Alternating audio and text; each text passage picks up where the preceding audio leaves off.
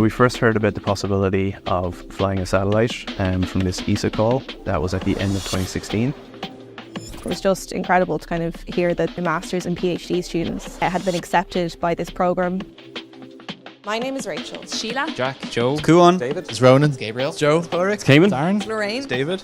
We're building a satellite. We have to go do this now.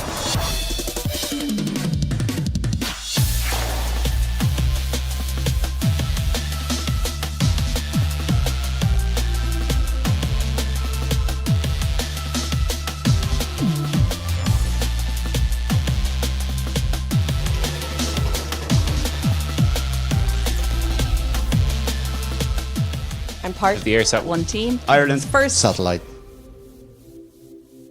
Tá mar balda an EIRSAT-1 an céad satellite airnach.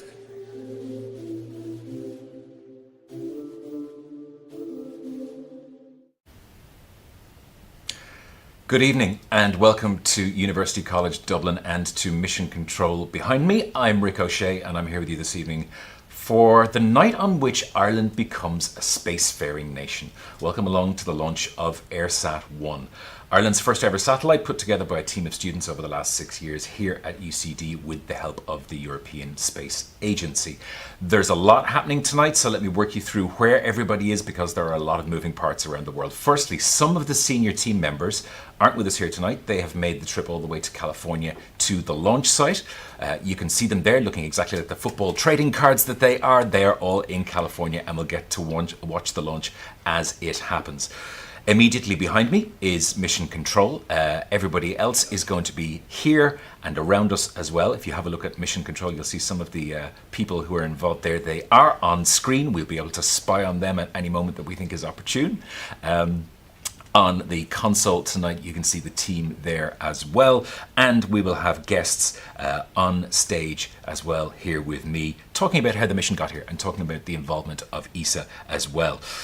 What happens next? Let me run you through the running order of events for this evening. So assuming we have no delay, I'm looking at the clock in front of me, which tells me 16 and a half minutes roughly to launch. Launch will occur. We're going to go over to our launch provider and watch that as it happens. We're going to stay with that until the booster lands a little bit later. In terms of what happens to EIRSAT-1 after that, there is then separation. That is going to happen in orbit. Antennas will deploy, and then we will come back here a little bit later on for AOS, or acquisition of signal. If you have no idea what that means, don't worry. I have people here who are going to explain that to you over the course of the evening properly.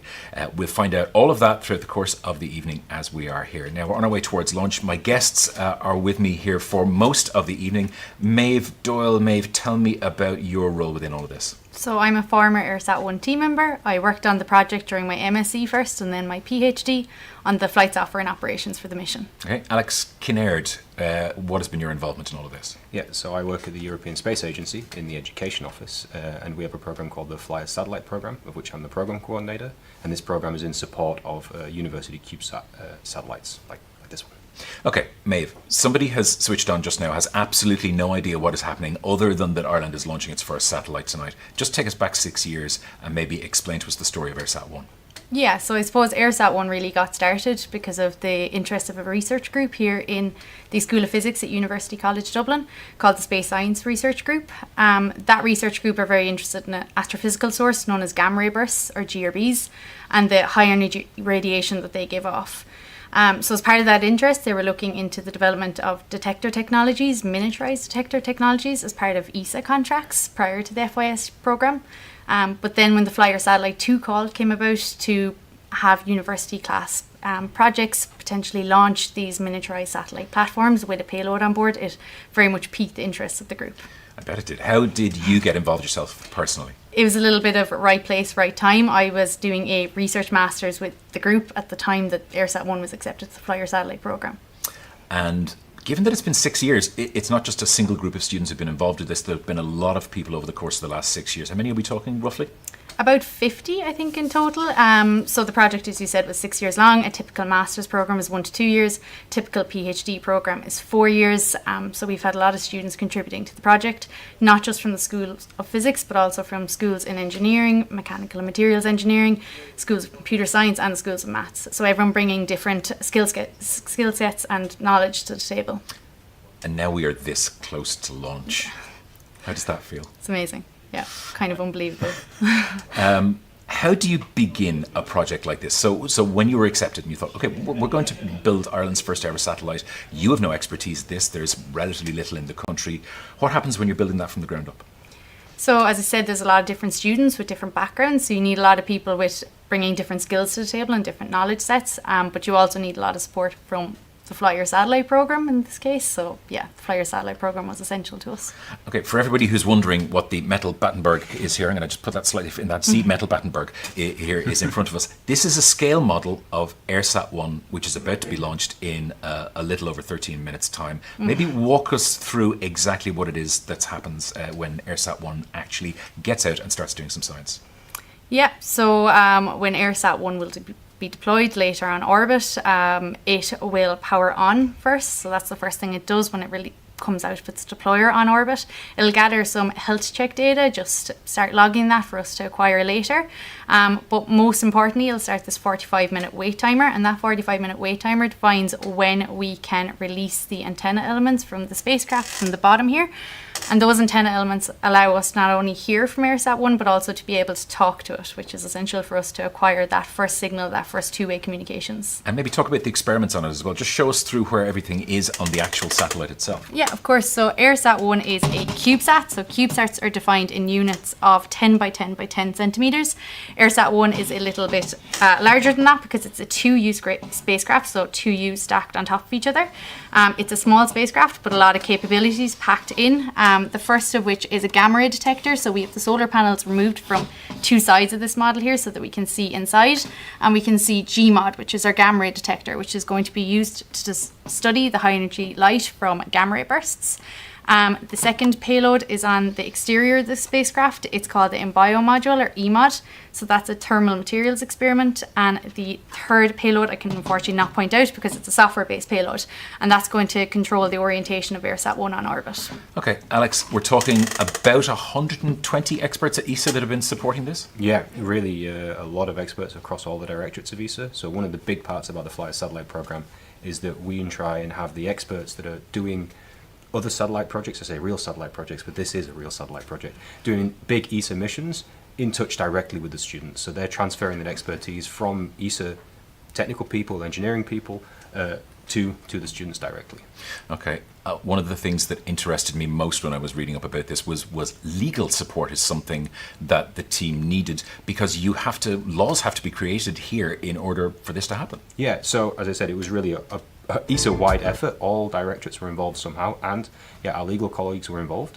So EIRSAT-1 will be the first satellite for the Republic of Ireland, and that means Ireland needs to recognise this as an Irish endeavour and recognise that this is a piece of Ireland in space, and they're responsible for that. So we had our legal colleagues advising us on how that Ireland needed to do this, and Ireland had to discuss in Parliament, in the government, how this needed to happen. Okay, the senior team members who are in California, obviously they're a little busy right now and don't have the time to talk to us, but we did get this message from them a little earlier. We're here in beautiful sunny California. Behind us, the Pacific Ocean and Surf Beach, and in front of us, we can see the launch pad where EIRSAT-1's going to launch. We're really excited to be here to watch EIRSAT launch. We're also a little bit nervous, but we're really glad that you came along to join us. It's taken 6 years of hard work to get to this stage. We're really looking forward to Ireland being a spacefaring nation. Best of luck to the operations team back in Dublin. We'll be there beside you the whole way. And finally, a very big thank you to all those who've supported us and funded us along the way, especially UCD and our friends in the European Space Agency Flyer Satellite Project. We couldn't have done it without you. So, let's do this! Come on! Okay, if you're just joining us now, don't worry, you haven't missed any of the fun stuff. The launch is happening in a little under 10 minutes time or so. Still with me, we've got Alex and Maeve. Maeve, seen that video with people that you've worked with on ESAT-1 in California. Do you wish you were there? Oh yeah, I'd be lying if I was saying I wasn't a little bit jealous, but I want to be multiple places at once tonight, really, to be honest. I want to be with the team in California. I want to be in the mission control room, definitely. But there's also groups of team members coming together here in UCD and around Ireland and abroad, and it's really great. There's great team spirit on the team, and you can really see that tonight when we all come together. And yeah, I'm also delighted to be here, of course. Yeah, there's been an immense buzz happening here today. Alex, you've been through this lots of times. Are you feeling nerves? Are you feeling excitement? What do you feel right now? Yeah, I'm nervous. I'm excited. I think it's a momentous occasion. So every launch is special, in this one in particular. So it's the first satellite for Ireland. We've been working with the EIRSAT team, or the Flyer Satellite team has been working with the EIRSAT team for 6 years. So we're really happy to see it on a launcher on its way to space. I know. Okay, we've also got some video from some supporters. Some of them are close friends and family of everybody who is involved in EIRSAT-1. Some of it, slightly better known faces that you might recognise. Let's talk to them. 1, 2, 3. 1, 2, 3. Blast off! It's fantastic for Irish history that we are finally going to have our very own satellite in space. So wishing you every success, as do all the Gen 2 penguins here. Good luck. And best of luck, Ronan and the EIRSAT team on the launch of the satellite. Love, Mum and Dad. Good luck, EIRSAT, and good luck to you, Gabriel. Hi everyone, local friendly scientist Phil Smith here, and I just wanted to say well done to the whole team. You're just deadly. Well done. Best of luck, David. Go EIRSAT-1! Yay! How you doing? Leo Cullen here from Leinster Rugby. I just want to wish all the students the very best. Amazing achievement with EIRSAT-1. Good luck, Joe and the EIRSAT team. Hope the launch all goes really well from Sydney, Australia. Go Ireland! Very best of luck to all the students launching EIRSAT-1 this week. It's an amazing achievement for Ireland. Best of luck, Ronan and the members of the EIRSAT team. Good luck! I'm Sarah Healy, Irish international athlete and Olympian in the 1500 metres. And I just wanted to say best of luck to the UC students who will be operating Ireland's first satellite, EIRSAT-1.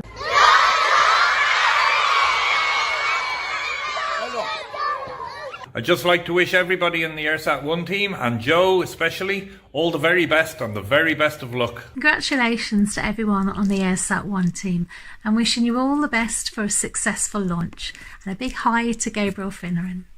Good luck to my cousin Aaron and all of his team on the launch of your satellite. Good luck!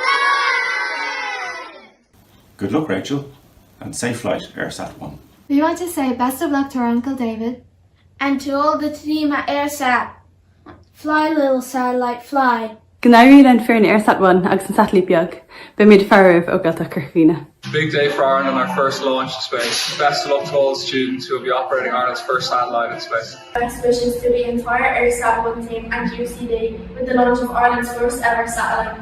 Astas. Good luck, EIRSAT.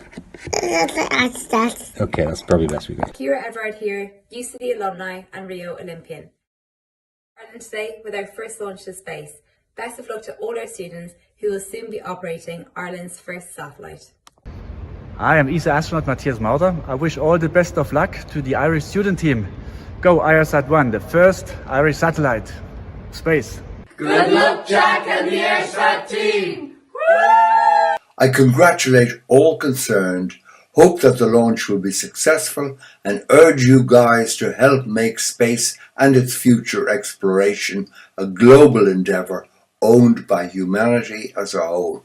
Luck, Lorraine and EIRSAT-1. Wishing Joe and the EIRSAT team the best of luck with the launch. Hi, Chris Hadfield here.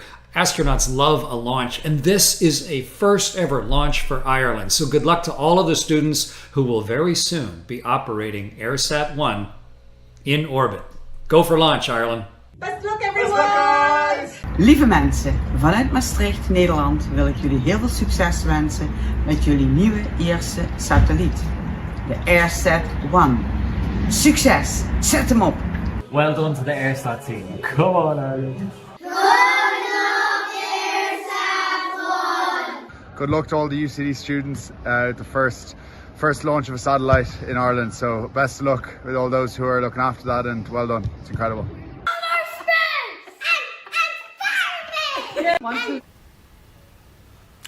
And thanks to everybody who filmed those good luck videos for us. I still think Dr. Neve Shaw is showing off, though, being in front of penguins in Antarctica. Chris Hadfield was just in his front room. He just did it in his front room. Thank you very much to everybody. Okay, as you can see in the corner of the screen, we now have a live feed from our launch provider. That is going to stay in the corner of the screen for the next while we chat until we go live to them in about 3 or 4 minutes time or so. So we're almost at the business end of this. We're almost here. What happens after launch? Alex, I want you to start and explain to us, once we've seen launch, once we've seen the booster land, what happens next? Yeah, so at the moment, the satellite is in a deployer on the launcher, on the rocket, which is like a box. It's got the door closed, it's in there, it's sitting pretty on the launch pad. After liftoff, it's going to experience the launch environment. It's a very harsh environment, a lot of shaking, rattle and rolling. It's going to be surviving all of that because it's been tested out at our facilities, so we know it's going to survive that. At a certain point, it's going to reach the maximum dynamic pressure. It's going to be a little bit floaty inside its box. It's going to be ready. It's going to want to go to space, but it's not in the right place yet. So when the launch vehicle reaches the right orbit, the door of the deployer will open through telecommand, and the satellite will be gently pushed out by a spring, by a pusher plate into space, and then it becomes a satellite, actually, its own satellite on its own right. After that, then, things start getting really interesting. What happens then, Maeve? So EIRSAT-1 has been off until this point. When it's in the deployer, there's switches on the exterior of the spacecraft and they're held closed. So when we get released from the deployer, that's the first time EIRSAT-1 turns on orbit, which would be very exciting. As I mentioned, that 45-minute wait timer will be a big thing that starts after EIRSAT-1 powers up. That 45-minute wait timer defines when the antenna when the spacecraft will decide to release its antenna, and that will enable us to be able to hear from EIRSAT-1 but also talk back to it. When the antenna are released, it also starts transmitting this periodic beacon that can be heard from all over the world, not just from Dublin. And acquisition of signal is really important. I did promise we would explain what that is, because there's a kind of limited window of opportunity, certainly on the first pass, for mission control behind us here to hear what's going on. Yeah, so acquisition of signal for us, we primarily describe it as with our ground station here in Dublin or our ground station in Kerry. So we have 2 ground stations. What that means is that when we have line of sight with the spacecraft with one of those ground stations, we will be able to start sending commands to the spacecraft. The commands we've chosen to send are basically a "Who are you" command, and we'll continuously send these "Who are you" commands until we get back the EIRSAT-1 response. Which will be nominal AOS for us. We might also, though, as I said, the spacecraft is transmitting a beacon. So prior to that happening, we could have confirmation from other people with ground stations, a community called SatNogs, who might be able to provide us some information on what EIRSAT-1 is up to before we get that initial AOS with Dublin. Okay.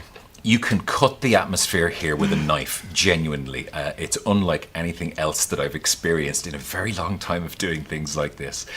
We're going to go live to our launch provider in a couple of moments. When I was a kid in the 1980s and when I was growing up, I always wanted to be Ireland's first astronaut, and that hasn't happened for any Irish person so far. But tonight, Ireland is going to officially become part of the nations who are in space. A little over 66 years after Sputnik 1 was launched, Ireland will finally become a spacefaring nation, and you are here to witness it happen. Do please stay with us. We're coming back after the booster lands. We will talk you through the rest of the process. We'll be here for acquisition of signal as well. But for now, from everybody here, to everyone in Mission Control and to everybody at the launch site, best of luck. You see again is totally normal as we vent the TE LOX line ahead of liftoff.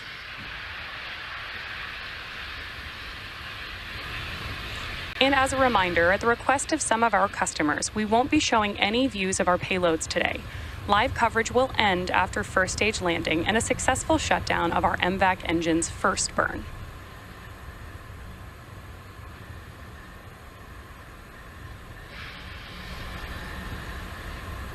Falcon 9 is in startup. There's confirmation that F9 is in startup mode. The internal flight computers have taken over the countdown, and Stage 1 and Stage 2 have begun pressurizing for launch. LD is go for launch. With that call out from our launch director, we know that we are go for launch. At just under T-minus 40 seconds, all systems of Falcon 9 are ready for liftoff with our 25 rideshare payloads on board. T-minus 30 seconds.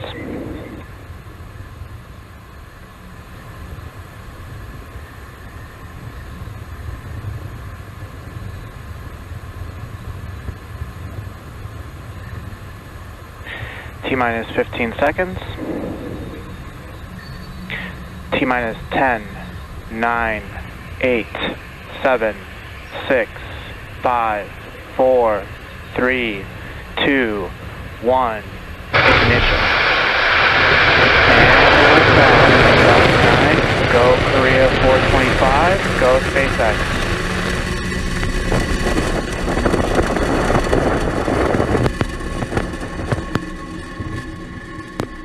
Vehicles pitching downrange.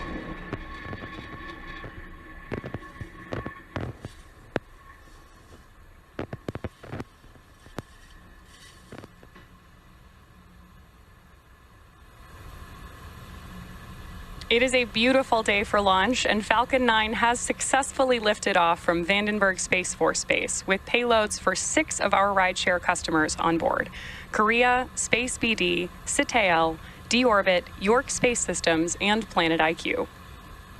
Now, during ascent, we tilt the engines. The technical term for this is gimbaling, and that turns the rocket horizontally in what we call a gravity turn. We're still going up, but now we are also heading horizontally away from the launch pad. Max Q. There's the call out from Max Q. So moments ago, we throttled engines down in preparation for Max Q. Nominal. Good call outs there that power and telemetry are nominal on board Falcon 9.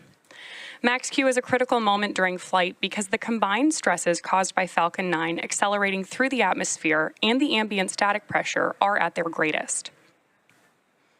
Now, the rocket typically needs to go around 17,500 miles per hour horizontally in order to avoid being pulled back down to Earth and reach orbit, which is why we perform that gravity turn.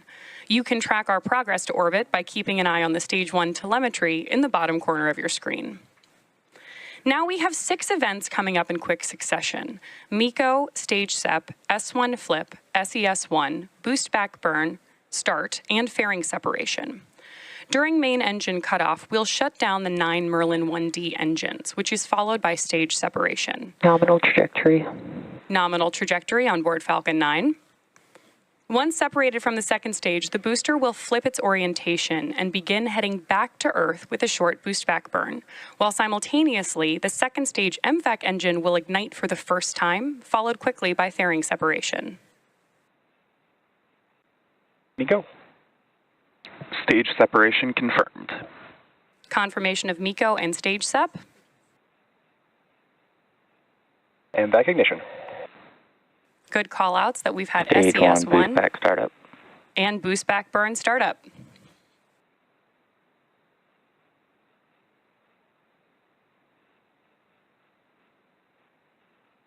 Fairing separation confirmed. So we've heard those call-outs for those 6 events that happened back-to-back and got great views of several of them. That was MECO, Stage SEP, S1 Flip, SES1, Boost Back Burn Start, and fairing separation. We will be attempting to retrieve those fairing halves again today once they fall back to Earth, using our recovery vessel, Go Beyond. Next up, we're listening to hear that we've completed our boost back burn. Stage 1 boost back shutdown. Right on schedule. We are just about T plus 3 minutes and 28 seconds into today's mission, and the next critical milestone we're tracking is T plus 6 minutes and 42 seconds, when we expect to have some great views of the first stage's entry burn. For the entry burn, we relight 3 of the M1D Both vehicles engines. remain on a nominal trajectory. There we hear that Falcon 9 remains on a nominal trajectory. For the entry burn, first we will relight the center E9 engine, followed shortly after by E1 and E5, which slows down the vehicle as it passes back into the Earth's atmosphere. Great views on your screen right now of Stage 1 and those grid fins as the booster heads back to Earth. We relight those engines to slow down and reduce re-entry forces, which ultimately helps us recover and reuse the first stage. During the entry burn, Falcon 9 is decelerating by firing those Merlin engines, but we're still moving really fast. This causes the vehicle to fly through Merlin's exhaust gases, also called the rocket's plume. And this deposits a layer of soot on the vehicle's surface, which is why our flight-proven vehicles tend to look so toasty. That soot comes from the carbon-based fuel that Falcon 9 uses. Now, as a quick reminder, at the request of some of our customers, we won't be showing any views of our payloads today. Live coverage will end after the first stage landing and successful shutdown of MVAC's first burn. Just about a minute and a half until we expect to hear the call out that that entry burn has begun.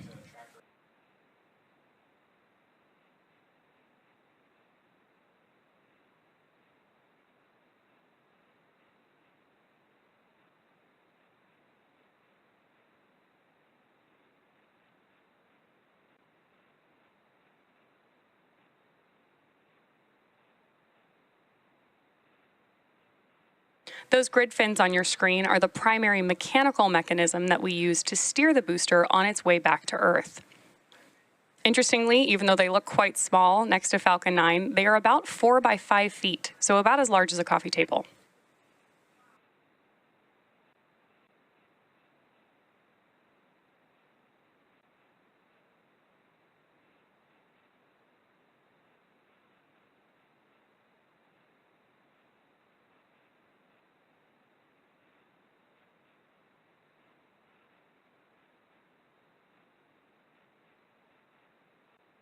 Of course, we reuse our boosters and fairings here at SpaceX because reusability is a key to lowering the cost of spaceflight, which enables more investments in critical scientific research. Again, the Falcon 9 first stage supporting today's mission is about to perform this entry burn for the 17th time.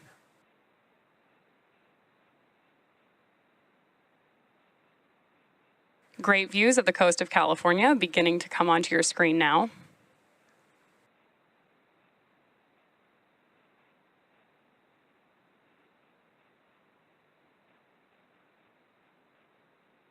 Stage 1 entry burn.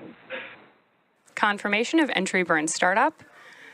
On your screen right now, you have two views of our first stage, one from our onboard camera on the left, and on the right-hand side, you can watch that landing as we come back toward landing zone 4 at Vandenberg Space Force Base.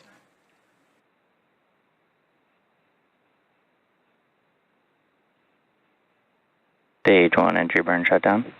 Confirmation of entry burn end.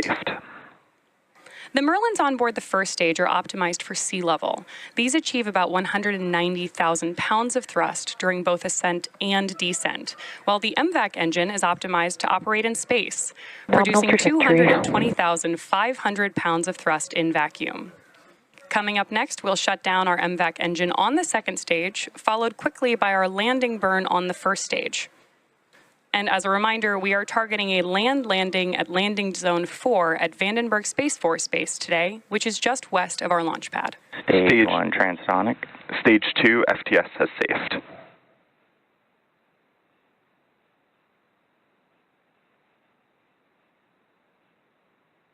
Beautiful views Stage 1 there, landing burn. and confirmation that we have begun our landing burn.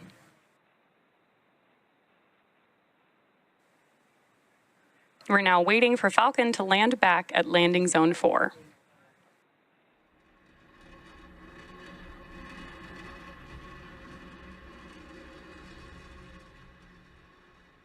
Stage 1 landing leg deploy.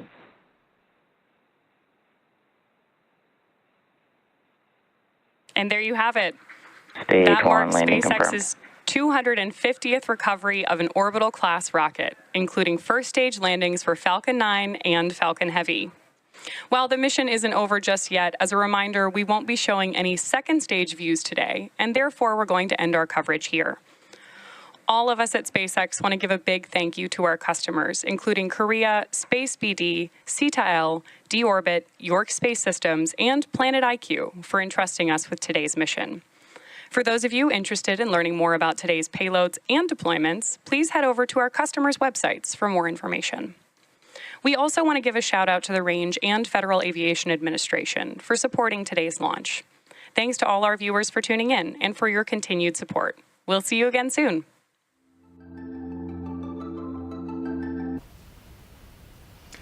Okay, and welcome back to Mission Control in Dublin. I have a couple of thoughts, which is that while you were away watching that, we all went inside to a room with everybody who is here and watched the launch happen in an enormous room full of people. Like, Maeve, how do you feel right now seeing 6 years worth of work? It's on its way. Emotional. It's surreal, to be honest. As you said, literally years of work have gotten us to this point, so it's amazing. It's hard to believe. And the second part of it as well is, Alex, you and I were just having a conversation about watching boosters land like that. That still seems like there's a dark art involved in that. Yeah, it's science fiction in making, isn't it? It really is.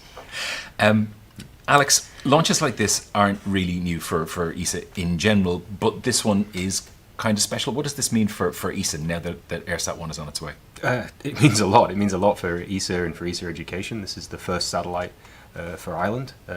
Congratulations, it's in space. We saw it cross the Von Karman line. Yeah, notice I have one of those, because we had one of those in this room. There have been 3 or 4 of these, but not in front of these cameras. So now it's in space. So that's you can't take that back. It's a massive moment, I think. Okay, I want to explain to people as well that there's a whole other part of this process. This is stage 1 of 3 in terms of the story that we're going to tell you here tonight. Don't go switching off. There is so much more to happen, and that's really interesting. In fact, okay, let's start by Alex. Walk us through the rest of the evening then in terms of what we're going to see. Yeah, so it's, as I said earlier, EIRSAT-1 is with the launcher in the box. It's gone through the most harsh mechanical environment it's ever going to experience now, that liftoff. It's in actually quite a nice place now in the deployer, but it's still attached to the launcher. So around 80, 90 minutes after launch, it's going to be in the right orbit and it's going to be pointing in the right direction.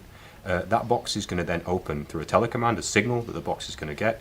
Door opens, a pusher plate pushes the satellite out into space. It becomes the Irish satellite, the first Irish satellite. Yeah, and then I think Maeve's best place to explain the next steps. Yeah, because we can see it just here on screen. If you have a look at that, separation happens, and then it's out in the real world. It needs to avoid, there's kind of a sort of traffic jam moment where EIRSAT-1 needs to get further away before the next stage happens. Yeah, exactly. So when we deploy from the deployer, we start this 45-minute wait timer before we release any antenna elements or start transmitting any radio frequencies. And this is to make sure we're away from all the other objects that might have been deployed and also far enough away from the launch vehicle. Once our antenna elements are deployed and we're transmitting radio waves, we're transmitting a beacon periodically that can be picked up around the world basically by anyone who has a ground station that's listening. So there's a community of amateur radio enthusiasts called SatNogs that can hear the EIRSAT-1 beacon if they're listening out and might be able to provide us with some insight into the health of EIRSAT-1 after it starts transmitting that beacon. Yeah, and before we talk about the pass over Dublin, we should give them a shout out because obviously a lot of them will be watching this as it happens and then they're in the process of attempting to pick up a signal once EIRSAT-1 starts transmitting. Then we are at acquisition of signal here, which we're going to be back here for live a little bit later on. How does that work again? So when the CubeSat passes over the horizon and comes in line of sight with the ground station here in Dublin, we will start sending commands, or also our ground station in Kerry, we will start sending commands, basically saying who are you, and we're hoping for the satellite to send us back an EIRSAT-1 message basically. Let's not forget the ground station in Kerry. In fact, if people are watching right now, you can see that's the one in Dublin right there. That is the one in Kerry. Explain this to me. Where is this located in Kerry? So this ground station is on one of the team members' sheep farms in Dunquin in Kerry. And there are obviously bragging rights depending on who gets the signal first. That's not a scientific thing at all.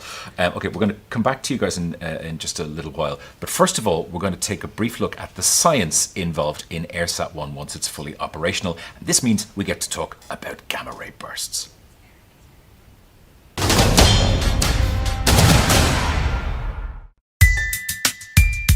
Well, gamma rays are the most extreme radiation in the universe.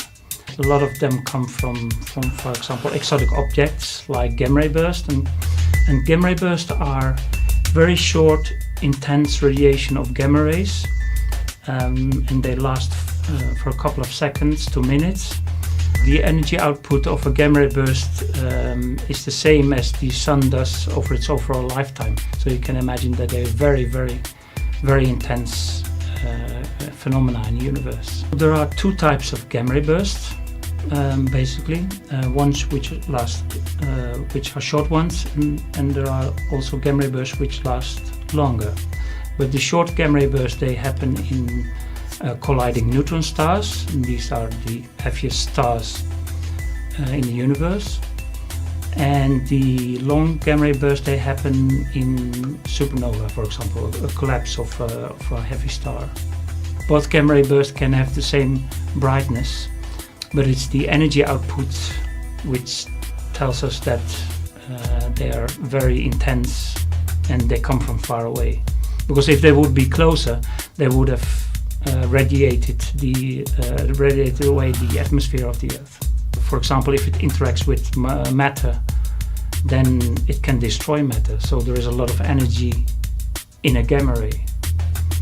I mean, if they would happen in our galaxy, then it would be a threat to life on Earth. And since we are still here, it hasn't happened yet. If you're just joining us, you are watching the live program devoted to the launch of EIRSAT-1, the very first ever satellite from the Republic of Ireland.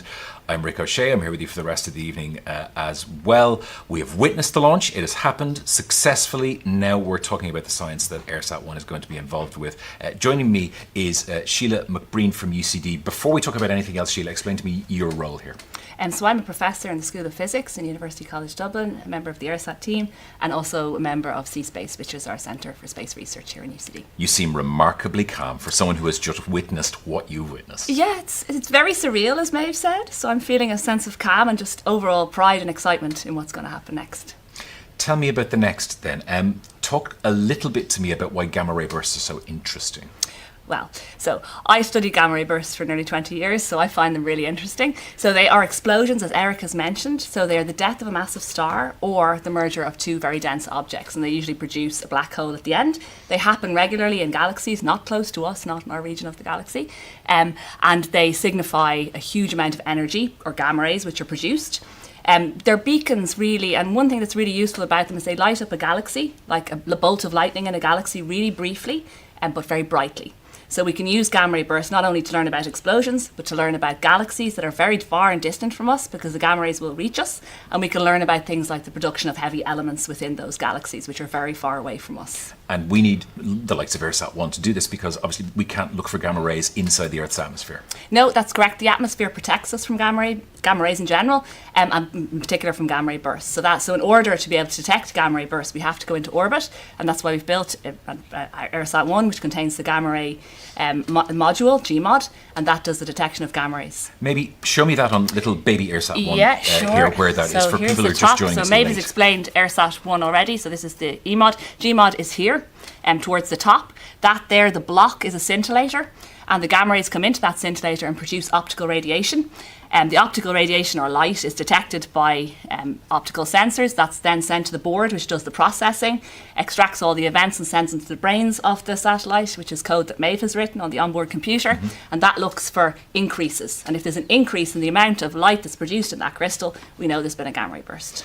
And in terms of when EIRSAT-1 is orbiting the Earth, when it's fully operational, when it is looking for these gamma ray bursts, is there a specific part of the sky it needs to point at? Is there a place where it's a little more likely to find than others? That's a really good question, because actually we cannot know in advance where a gamma ray burst will go off in the sky or when.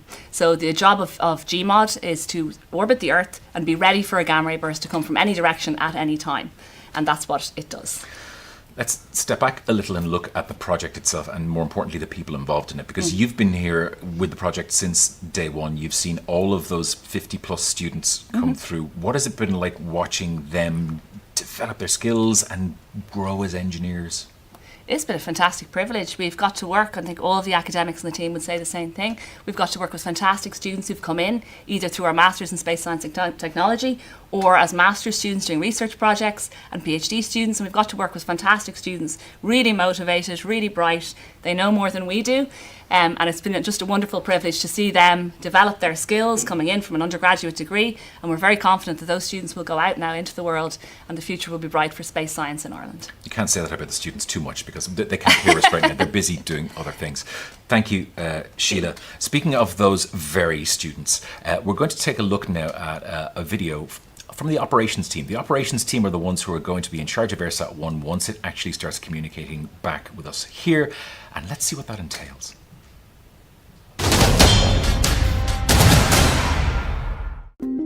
So the role of an EIRSAT-1 operator is mostly a caretaking role. So we're looking at keeping EIRSAT safe once it's launched, and also trying to get the most out of the mission that we can.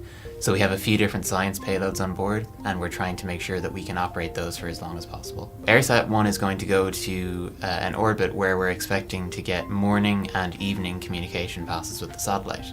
So in the morning time, we will have one shift that operates and tries to go through as many procedures as they can, and then the evening shift will focus mostly on downlinking data and making sure the spacecraft is healthy. As the satellite passes overhead, we'll probably only have 20 minutes to about half an hour to actually talk to the satellite and tell it what to do, and get all of our data down to make sure that it's in a healthy state. So we need to be ready, and we need to have a really good schedule, a precise schedule, that operators know what they're doing for that limited time that we can actually talk to the satellite. So we actually have, there's 2 EIRSATs. So there's one EIRSAT that's that's going to be launched into space. We also have a second EIRSAT that we call a flatsat. So we can do as much as we want to this flatsat and test things. So it helps operators actually test different procedures before we actually test it and do it on the satellite to make sure that it's safe. I don't think we can ever be fully prepared for a satellite going up in space, because no one knows what's going to happen. But I think the quality of the training that we've done and the knowledge that's been passed down throughout the team and the work that we've put in, we are prepared. Don't panic. Okay, thank you, Sheila. Maeve and Alex are back with me. Once we get down to operations and once things start to happen in mission control here immediately behind us, you have allegedly written the book on this, and it's a big book. I don't think I can take that much credit for it. I was a part of the team who developed the operations manual during my PhD program, and that's what the operators are using today. It's a step-by-step guide of what the operators need to do for initial AOS, but also for a bunch of nominal and off-nominal as well scenarios. There's a lot of pressure on the operators during our very short pastimes with our ground stations.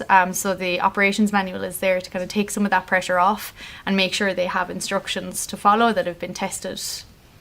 Why are there minions in the book? We have a slight celebration if and when initial AOS is achieved.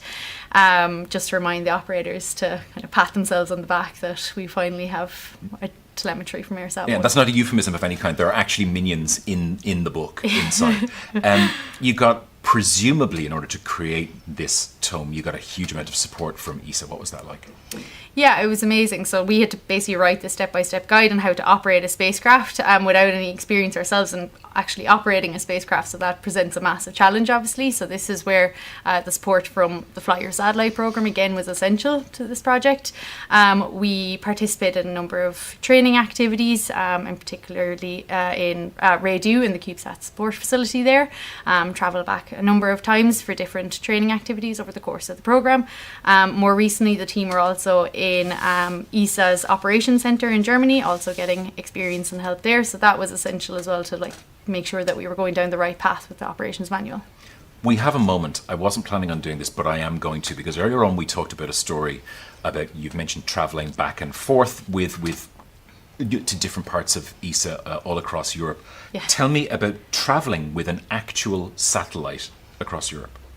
Yeah, well, I guess the beauty of the size of AirSat is it can actually be hand luggage. So AirSat-1 travels as hand luggage in a very secure case, but it does go through just as normal hand luggage, just with the constraint that obviously you pack it up in a clean room, and AirSat-1 is put together in a clean room in a very kind of strict clean room environment, so you can't open it up when you pass through security. Yeah, so hang on, for those of us who have dealt with security in various different parts of the continent, how do you, when you're walking through and they say, excuse me, what's in the box, you say satellite? You do say satellite, and then you have many letters to back up what you say. You have documentation to go with that. Okay. Yeah. Alex, the next thing we're going to talk about, and the 3 letters we're all going to be discussing for the rest of the evening, is AOS, acquisition of signal, which is the next important part of it. And essentially that is the moment that AirSat-1 comes into contact with us here. Why is it so important? Yeah, acquisition of signal, it's the key moment in a satellite's life when you know it's alive and it's well and you can talk to it and it can talk to you. It's a critical moment for the satellite, but it doesn't have to happen on the first pass. So this broadcast is going to come back and we're going to try and see AOS here in the mission control for AirSat-1 on the first pass. But I have to say, it's not sure that we definitely get it the first time. There's lots of things that have to happen in a very certain sequence for that to happen. AirSat-1, last time it was turned on, last time it was talking to the team, it was in a nice place, it was in the clean room, it was warm, it was happy. People were waving goodbye to it as the door was closing on its deployer. And now it's gone through that shaky rattle and roll launch. It's in space, it's cold, it's far away. We don't necessarily know exactly where it's going to be. And we have to have a lot of things lined up on the space segment side, so on the satellite side, and on the ground segment side to be able to get that first contact. So fingers crossed, hold thumbs that we really get it, but we might not. You're making me feel slightly sorry for AirSat-1. I'm anthropomorphizing it now and thinking it's in the cold wastes of space, and the last time people were just patting it and saying goodbye. It's been That's a tough one. But it's waiting to say hello and give us all its nice science from orbit. And again, if that doesn't happen, it is not the end of the world. And in fact, then there will be continuous attempts over the next series of passes just to communicate with EIRSAT-1. Exactly. So it'll pass back over Dublin and over Kerry and over the SatNOX ground stations multiple times a day for the next days and weeks. So we can definitely get that AOS at some point. Okay, both of you are going to stay with us for the rest of the evening because we do have other jobs for you to do. You're happy to hang on around here until we finish up. Wouldn't miss it. Yeah, sticking around. Okay, we're going to take a very brief break here because acquisition of signal won't happen until a little bit later on. It is very exciting. Alex has managed to inject some drama into it, which is fantastic. I'm still the optimist and believing that it may happen on first pass. We'll find out about that a little bit later on. For the moment, please do stay with us because we're going to be playing the EIRSAT-1 documentary, The Worst That Can Happen. You can go off, get yourself a cup of tea, make yourself a bite to eat, have a stiff drink if you need it, because some of us may need that here. And we hopefully will be back with you in and around 8:55 p.m. Irish time. So around about 8:55, we will see you then. Do stay with us and we'll catch you then. Thanks a million.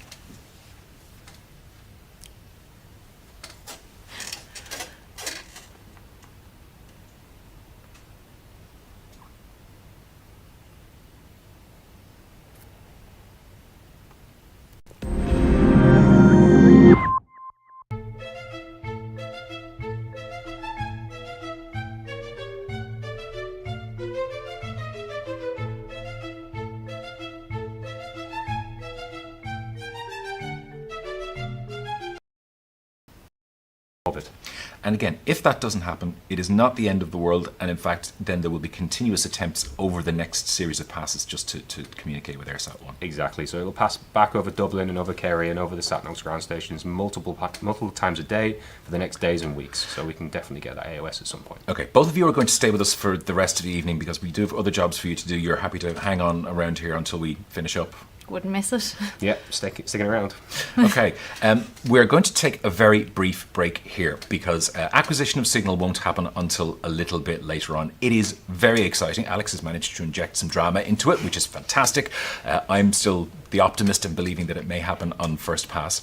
We'll find out about that a little bit later on. For the moment, please do stay with us because we're going to be playing the EIRSAT-1 documentary, The Worst That Can Happen. You can go off, get yourself a cup of tea, make yourself a bite to eat, have a stiff drink if you need it, because some of us may need that here. And we hopefully will be back with you in and around 8:55 p.m. Irish time. So around. We could take this gamma ray technology and actually make a useful scientific instrument from it, and it would fit in a CubeSat, and we could put together this mission. We were taking everything we knew and just sort of trying to dump it into this document and make it make sense and make it tell a story that someone could look at and say, okay, yeah, these guys have an idea. It looks like they might be able to pull it off. I actually used the words like, what's the worst that could happen? My name is David Murphy, and I'm a physicist in the UCD Center for Space Research.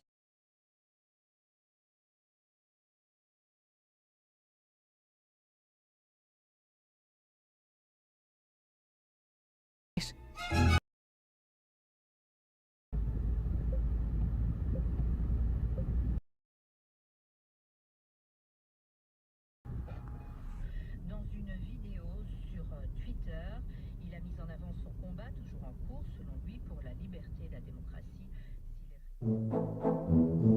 How big is a CubeSat? And I'm thinking because this is one of our pet peeves.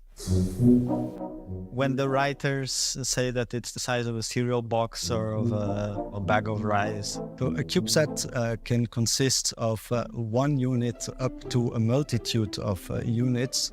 It's 10 by 10 by 10 centimeters, which is roughly the equivalent of a bag of sugar. No, you cannot use this. My colleagues will hate me. What household item? You tell me what household item is about that big. Like a bit bigger than a Rubik's Cube. One unit is about 8 Rubik's Cubes. Well, I'm Joost van Russel. I am currently responsible for the ESA Academy, our program in which we aim to prepare the next generation of Europe's space workforce. My name's Alex Kinned. I'm the program coordinator for the Flyer Satellite program, working in the ESA Education Office. I'm David Palma, and I'm a systems engineer for the Flyer Satellite program of the Education Office. So CubeSat started off in the early 2000s in the US, where two professors decided to create a standard that should make satellite engineering more accessible to students. And the idea was that students could build a satellite, and they could really build, test, and launch a satellite within a university career, so within like 3 to 5 years. And this way, CubeSats became an ideal tool, first for education. Nowadays, we do amazing scientific research with them as well, or in 2017, we launched a call to universities from the ESA member states to come with proposals for new CubeSat missions.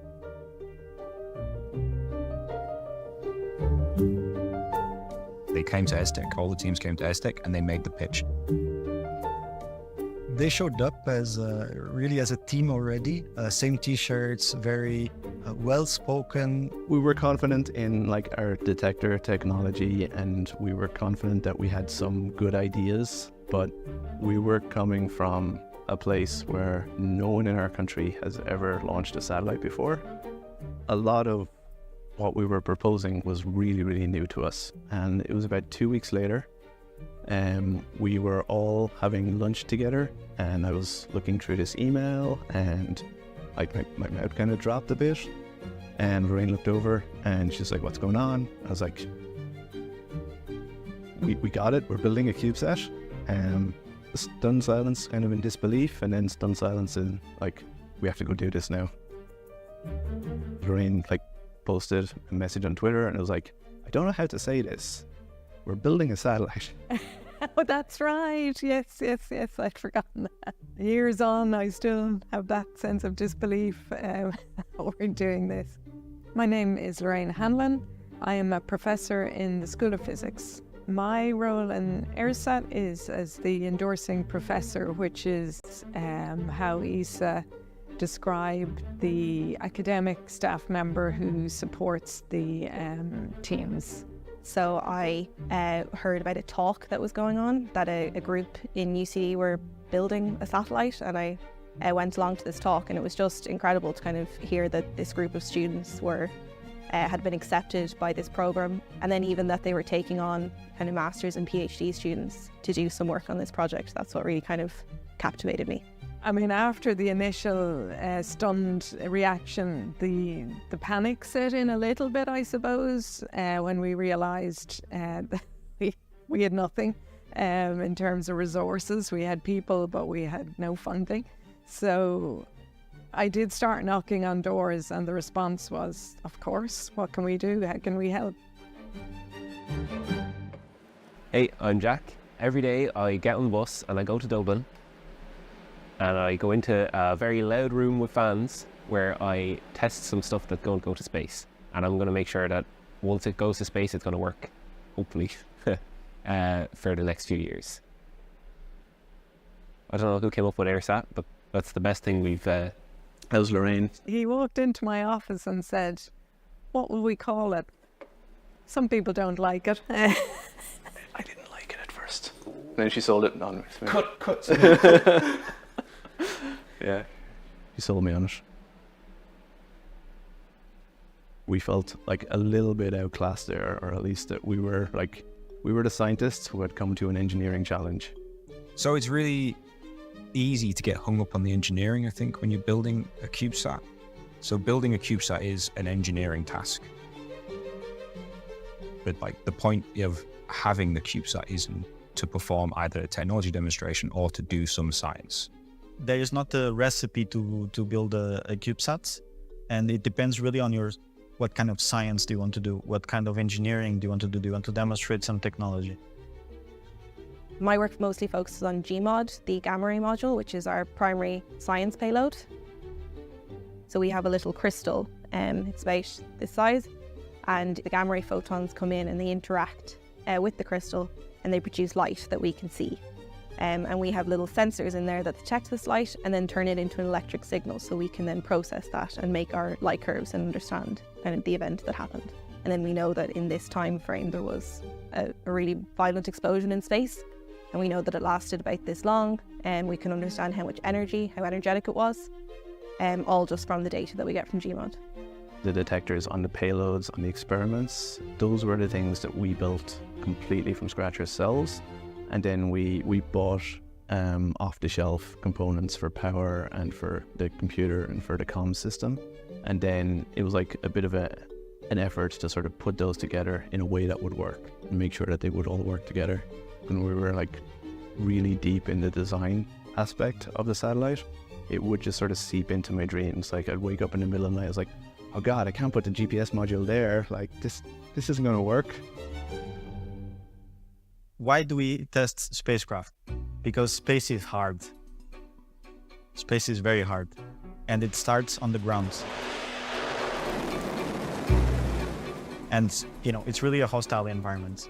And the big problem we have with space is that if something goes wrong, you cannot just, get on your car and drive there and fix it. It's really hard to test the satellite in a meaningful way in your university unless you have like a dedicated space test facility, but we have that. We have the CubeSat support facility where they can bring their CubeSat or bring parts of their CubeSat, and they can shake it to simulate the launch environment. They can put it in the thermal vacuum chamber to simulate the deep space environment. And we have access to other facilities as well, so they can do like antenna testing, for example, here at ESTEC. So this is the Hertz facility at ESA's ESTEC site in Noordwijk in the Netherlands. And this is a room which is used for antenna and radio frequency testing. So that's immediately cool. And then you have this huge chamber full of these blue spikes. The sound's weird, the light's weird. It's a sci-fi experience. It's definitely nerve-wracking. I think the thing is there's so many components and so much can go wrong. And even though you work really hard to try make sure everything's in its place and everything's well tested and well qualified, you never really know. And I think each campaign we've come up against at least one or two things we didn't expect. So it was just a huge, steep learning curve. And there were challenges along the way, but it's all been worth it. I know myself, I've kind of, even like after a day of testing, you're at home and you're like, did I turn off the spacecraft? That kind of stuff as well. Like it's just, and it's like really weird to be at home cooking your dinner and thinking, have I turned off a spacecraft?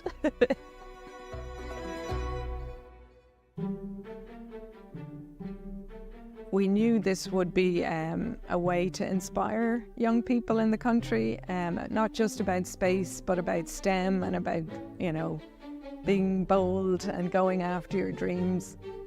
Ireland has a great tradition of writers and writing, so we thought one brilliant way could be to connect EIRSAT-1 to Irish writing, and that was the beginning of the poem. The poem is called Always Home, and it came about through a collaboration with creative writers in English in UCD and the Museum of Literature Ireland.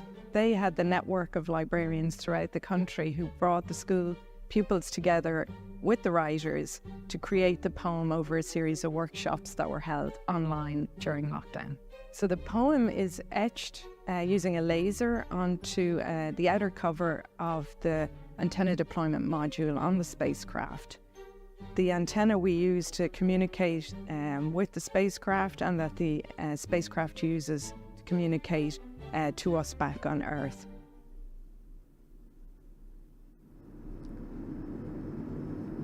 Think warm, think warm, think warm.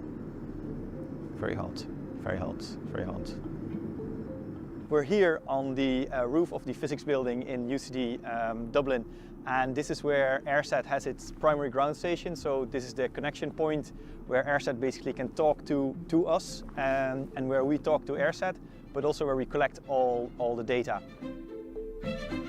My name is Bas Steijnen. I'm currently a PhD candidate here in the School of Mechanical and Materials Engineering, and I'm also a member of the EIRSAT-1 team.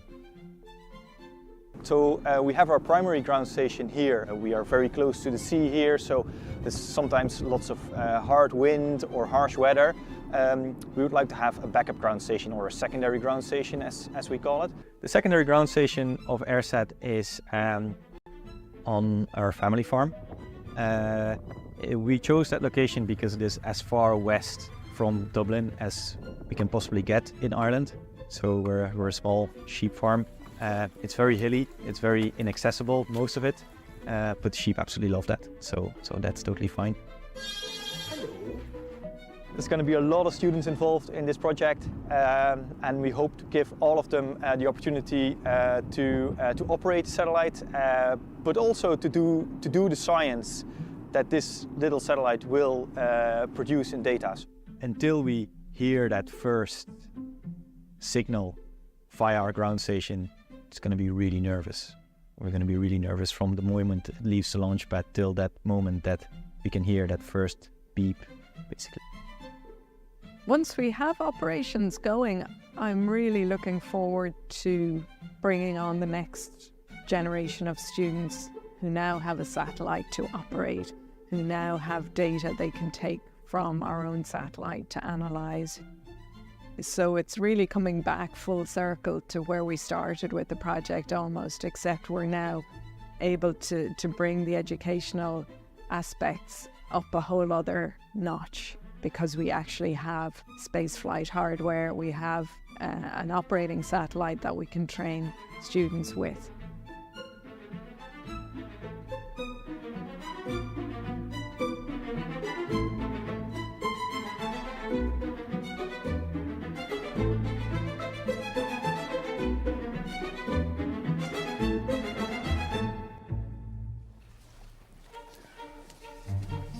It's extremely rewarding to be involved in the launch of the first satellite of a nation. Ireland will become a spacefaring nation through EIRSAT. So we had to collaborate closely with the legal department at ESA, with the authorities in Ireland to make this possible. There was no domestic legislation regulating space activities. It's probably as complicated to pass through all the legal processes as it is to pass through all the engineering challenges to launch the first satellite.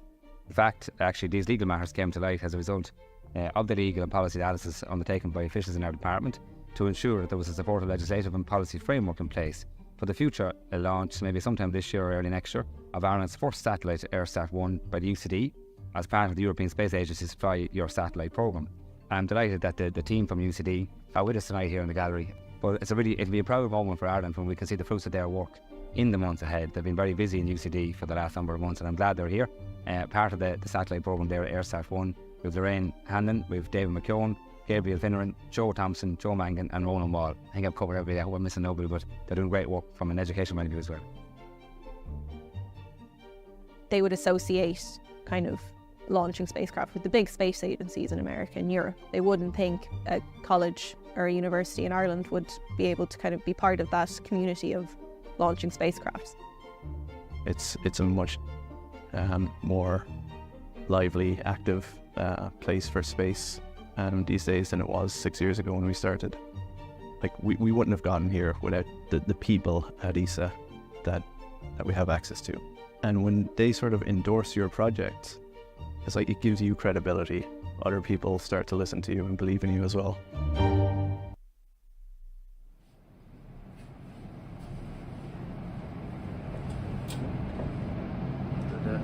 No? Yeah, just at the right height now.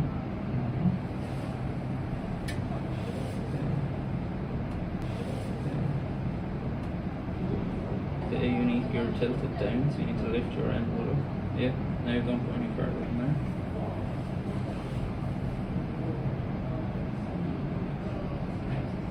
Okay, good.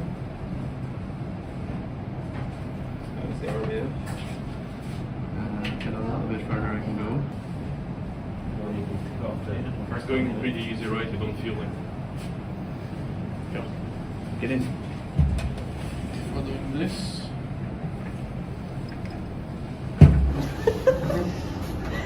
Oh, get me a tissue. Oh,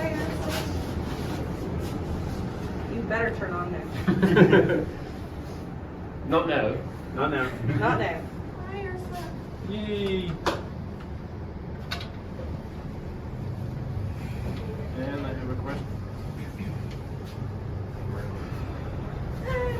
do this again.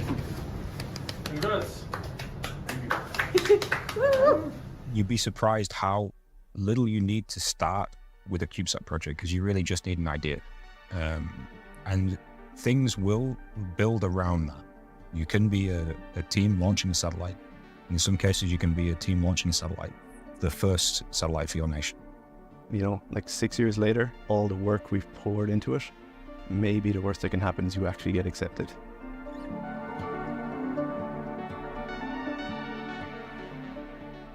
Joyce believed he could do anything with words.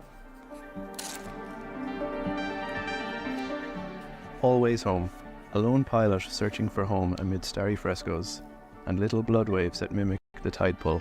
Our insignificance. Our planet a crumb on the fabric of space-time. Sharing the same sky, you and I, wherever feet are anchored. I will write your name on the moon with my fingertips, an apparition cast for memory's design. Universe whisper, orange as goldfish. All I want is the delicious scent, the dark, blue, muddy shoes. And ruined grass of starlight, home. Strawberry moon in the cloudless blue, black mystic. One day it could all be rain. Those windswept words, voices clutched to our warmth. Courage plucked from conversation. Breeze breath, feel the blush dust my cheeks, the stars like old photos. Leave the porch light on. The children dance, their mothers sing. Everything changes all at once. The sky, the sun. Bound with images of mystery like lemongrass and sleep, except for the tree.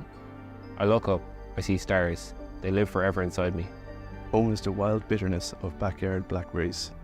A bay tree, its fragrant leaves, breathing easy. A smell so familiar it has none.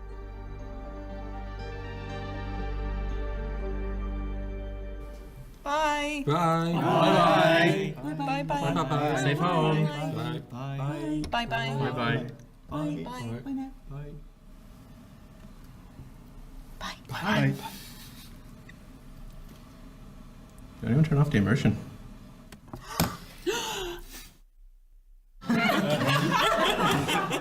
13 years in space with the immersion on. Rack up some bill.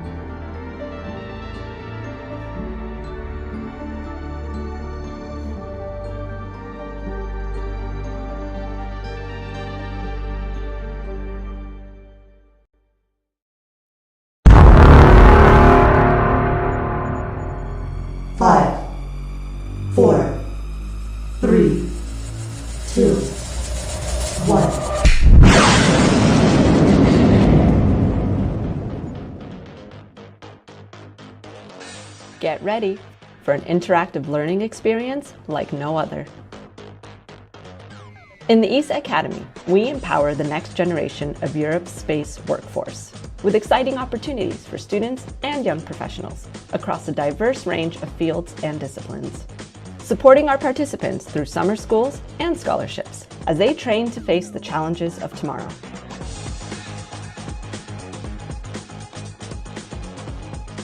Join us in our specially designed training programs and workshops.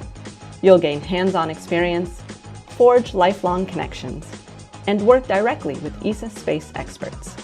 From spacecraft engineering to medicine, from space law to Earth observation. ESA Academy's training sessions will test your skills and push your boundaries. Plan out a space mission, or learn how to launch and operate your very own rocket.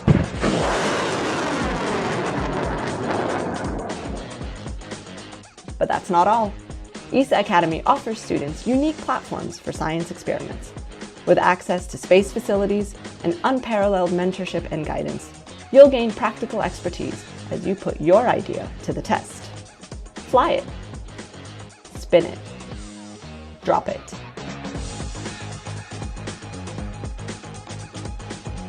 Shoot it into the sky on a suborbital rocket, or float it on a stratospheric balloon. Send your experiment to the International Space Station. Take it into orbit on Space Rider. Or build, launch, and operate your very own satellite. Want to find out more? Visit our website and see what exciting projects you can become a part of. The adventure of a lifetime is waiting. Build your future and get started with ESA Academy today. Ready to embark on a space adventure at school with the European Space Agency? Let's go! Students, train like an astronaut. Build a space base on the moon. Become a climate detective. Run your computer program in space, or build your very own satellite. Teachers, experience out-of-this-world training workshops on diverse STEM topics to take your classes to new heights using space rovers and lunar habitats. Did you know you can even use data from real satellites to explore Earth? Or run your maths class by hacking an alien planet? The European Space Agency and our ESARO national partners are here to support you and your curriculum with challenging projects, exciting classroom activities, and much more. That's not all.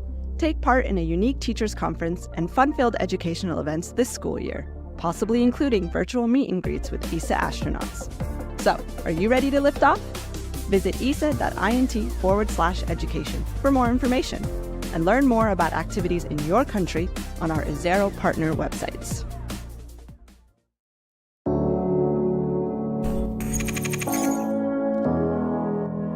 Ever dreamt of creating an experiment that could run in space? It's easier than you think. Write a computer program for our special Raspberry Pi computers called AstroPis, located on the International Space Station. In the Mission Zero Challenge for beginners, you can collect environmental measurements and create your own pixel art image for the astronauts on board. In the more advanced Mission Space Lab, you're challenged to program an experiment. This year, calculate, as accurately as possible, the speed of the ISS using AstroPi's camera and sensors. All valid projects will receive a participation certificate and will have their programs run on the ISS. Mission Space Lab teams will join a webinar with an ESA astronaut.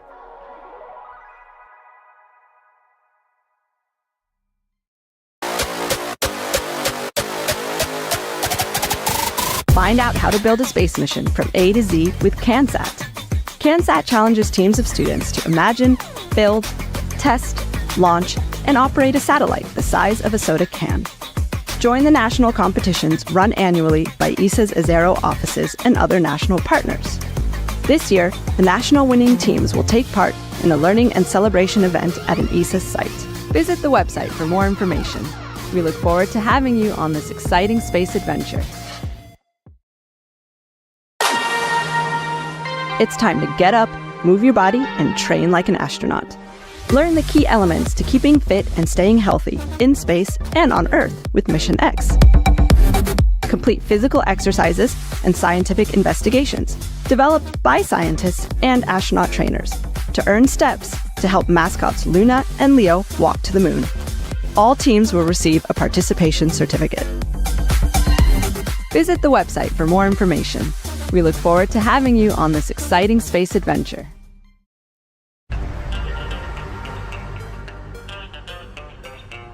Take on a new role as space adventurers with the Moon Camp Challenge. Team up with your classmates and design a human habitat on the Moon, on Mars, or even an asteroid. Your project can range from a scientific experiment, an arts and crafts project, the 3D design of an astronaut base, a rover prototype, a 3D printing model, a virtual or augmented reality world, and much more. Select the space location you prefer and get creative. All teams that submit a project will receive a participation certificate and join an online event with an ESA astronaut and space experts. Visit the website for more information. We look forward to having you on this exciting space adventure.